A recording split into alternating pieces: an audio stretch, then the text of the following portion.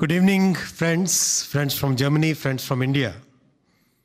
My special welcome to Cabinet colleague, Senior Cabinet colleague, Shri Jyotiraditya Scindia ji, Indian Ambassador to Germany, Shri Ajit Gupte ji, senior officials from Government of Baden-Württemberg, and friends from the industry. On behalf of my country, India, I extend my warmest wishes to the people of Germany and the government of Germany.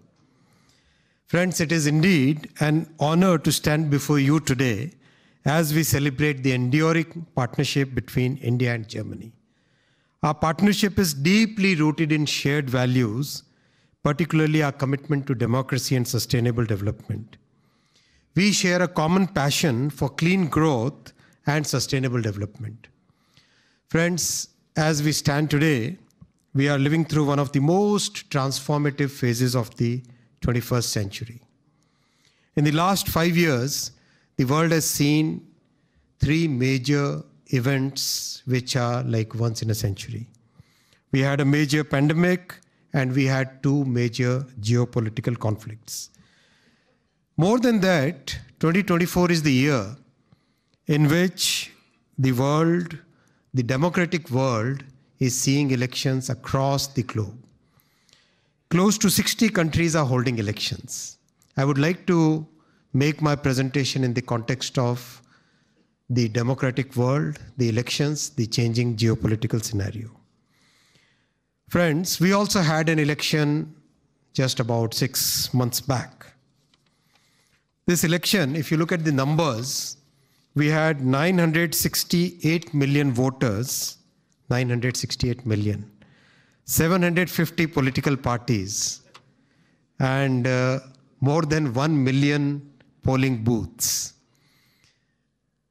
It's the largest election ever conducted in the human history. And believe you me, the pace of digitalization, the way we have digitalized the entire election, on 4th June, the election results were out in just about 5 hours. For such a massive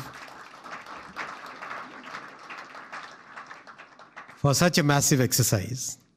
What's important is that our ruling coalition, the National Democratic Alliance, in which the Bharatiya Janata Party, BJP, is the biggest constituent, that was re-elected for the 3rd time consecutively. And this kind of thing has happened only once in 6 decades in India. In a democracy as vibrant as Indian democracy is, getting re-elected for the 3rd term shows the confidence that the people have in the policies, in the work, in the way these policies were executed by Prime Minister Shri Narendra Modi ji, whom you are going to hear tomorrow. India voted for stability and continuity. The electoral success is basically an endorsement of the 10 years of transformative change.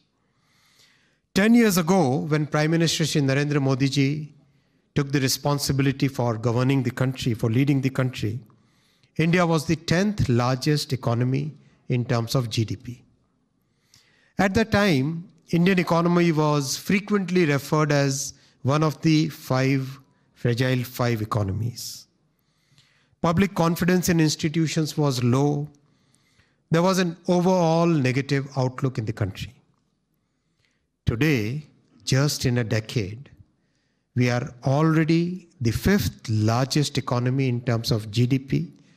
And by the end of this decade, by 2030, we would be the 3rd largest economy in the world. We are today the fastest growing major economy, and very consistently, I can say with 95% confidence interval, that we are going to continue to grow in the 6 to 8% growth band over the next many years. Inflation is under control. 4 to 6% is the inflation. In our economy, 4 to 6% is the target that we have kept.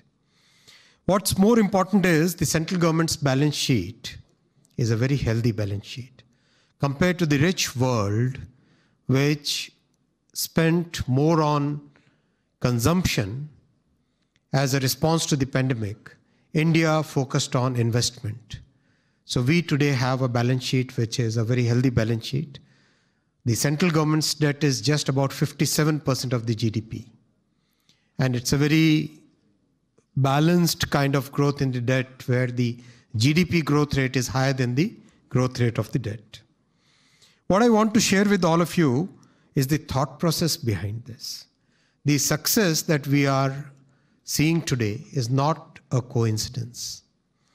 This is the result of a clear, well thought out strategy, meticulously executed by the government of Prime Minister Shri Narendra Modi ji. Let me explain the 4 pillars of this growth strategy. First pillar of this strategy is public investment in physical, social, and digital infrastructure. The second pillar is a large number of inclusive growth programs. The third pillar is big focus on manufacturing and innovation. And the fourth pillar is massive simplification in our legal and compliance structures. I will now discuss in brief all the 4 pillars one by one. I'll come to the first pillar. And I'm sure we are having a debate in Germany at this point of time, whether we should be doing public investment or we should be looking at a different strategy. We in India have a very clear strategy of doing public investment in all the 3 major infrastructure, which I say as physical, social, and digital. Over the past decade, we have significantly increased our public investment from about 36 billion euros in 2014. Today, we are now investing about 127 billion euros. In the rail sector itself, which is one of my responsibilities, last year we invested 29 billion US dollars, and this year our capex is 30 billion US dollars. And we are already 64% of the capex here in the month of November. So that's the pace, that's the scale, that's the way, that's the precision with which we are adding infrastructure to our economy. We have constructed 54,000 kilometers of national highways in the last 10 years. We have built 84 new airports, and Minister Scindia was in charge of building the airports. We have added 31,000 kilometers of new railway tracks. That's practically the size of entire German railway network. We have electrified 44,000 kilometers of railway networks in the last 10 years, which is more than Germany plus Switzerland and Belgium combined. In a sense, whether it is railway, ports, airports, highways, the entire gamut of physical infrastructure has seen a massive growth in the last 10 years. I'll come to the digital infrastructure because we live in an age where digitalization is a key part of our economy. 10 years ago, our Prime Minister gave a very clear vision that we must have a digital policy, a digital program where technology is democratized. It should not be in the hands of a few big tech. It should be accessible to everybody. It should be open. It should have open standards. It should have common standards. It should be available to startups, to academia, to common people. And that created, that thought, that vision created the Digital India program, in which today we have solution after solution where the basic tenets of democratizing technology are followed, and we have solutions at a population scale. Today, India has 1.2 billion telecom subscribers, 600 million plus smartphone users, and we have what we call DPI, Digital Public Infrastructure, in which we have created individual constructs, for example, digital identity, for example, digital document system, for example, digital payment system. Each of these systems are very powerful in themselves, but when combined together, they have a potential of solving population scale problems in a very effective way. For example, the payment system that we follow, it's called the UPI. That payment system today serves about 400 million users, processing almost 17 billion transactions a month, and annual transaction value is 2.8 trillion euros. What's important is the settlement time for funds to get transferred from one account to another is consistently less than 2 seconds. Consistently less than 2 seconds.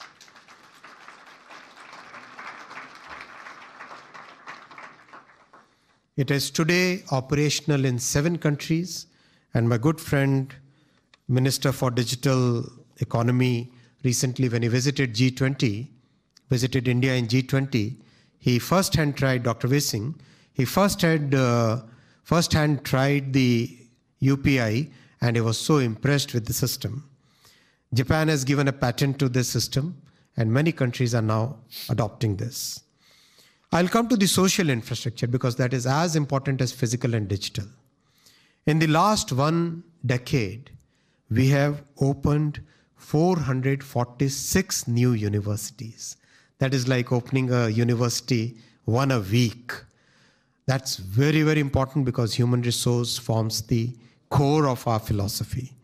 We have more than doubled the number of prestigious institutions, the IIT system which you have heard of, the IIMs and the top medical colleges, from 68 to 149, which is more than double the number.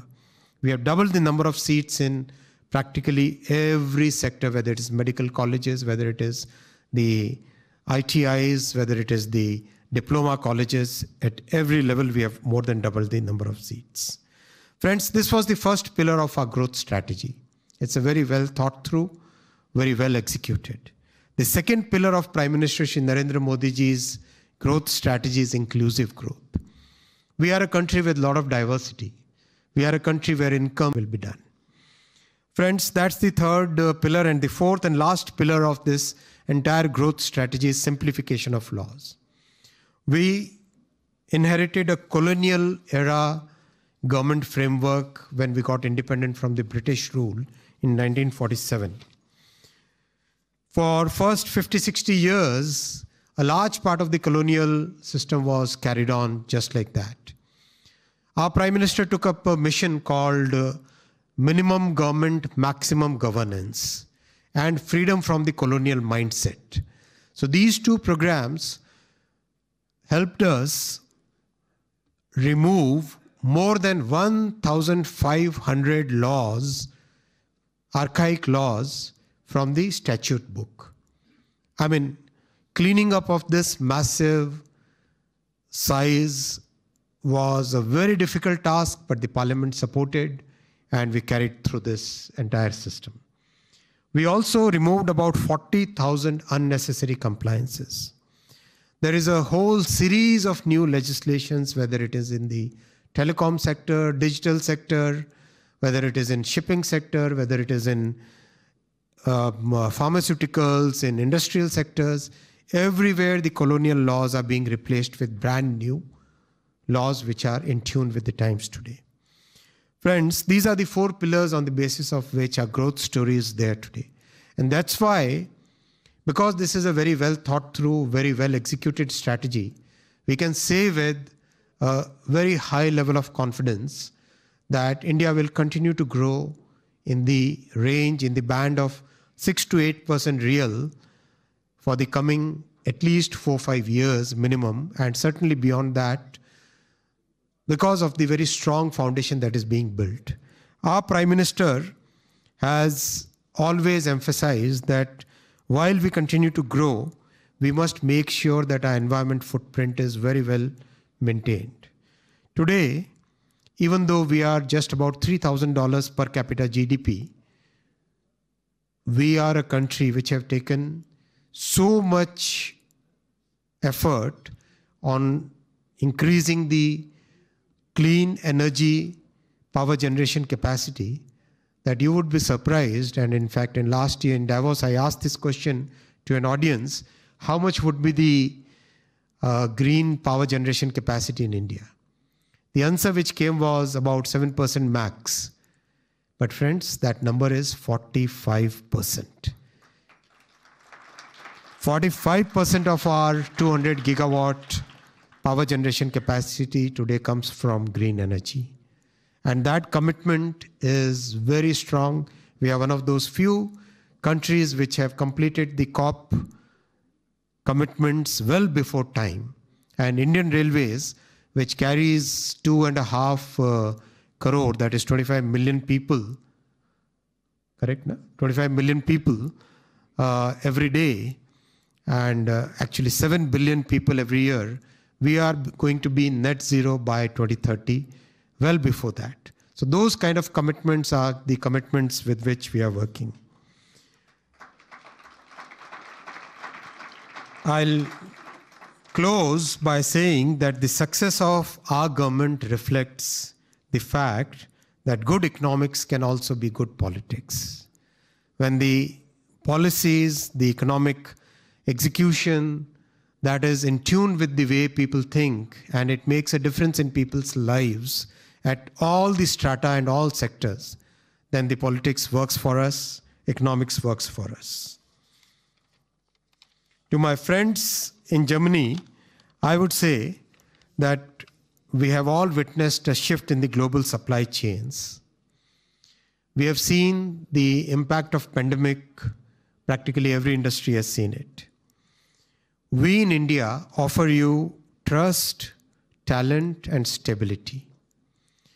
We are a country which believes in democracy. We are a country which respects IP rights. We are a country which is open-minded, which is always believing in multilateralism and believes in rule-based international order. We welcome you all. Please come over, see for yourself what kind of transformation is happening there. Come invest in India. We offer a vast pool of talent and the world-renowned capabilities in IT and design. This is once in a decade opportunity for you. This is an opportunity which will help you grow. This is a win-win for all of us. Take advantage of a unique demographic and democratic strengths. Friends, thank you very much for inviting me here today, and special congratulations to TV9 for organizing the Global Summit in Germany, in Stuttgart here. After championing local media, now you are truly becoming global. Congratulations to you. To all my German friends, I extend a heartfelt invitation to visit India and witness the transformation, experience our curry, and experience the, I understood that something has become very popular here in Germany. Kya hai? Mango lassi. People told me that people are like, everyone is asking for mango lassi here. That's good. So this 5,000-year-old civilization welcomes you. Thank you very much. Vielen Dank. Thank you very much.